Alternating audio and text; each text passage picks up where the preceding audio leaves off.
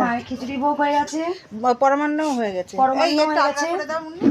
আর মা শোল মাছে হ্যাঁ এখন হবে মা শোল মাছটা দাঁড়াও। পরমান্ন আলুর দম মায়েরা পরমান্নটা আলাদা করে দাও, দুটো হাঁড়ি পরমান্ন করেছে, খুব কষ্ট করেছে ভোর থেকে উঠে।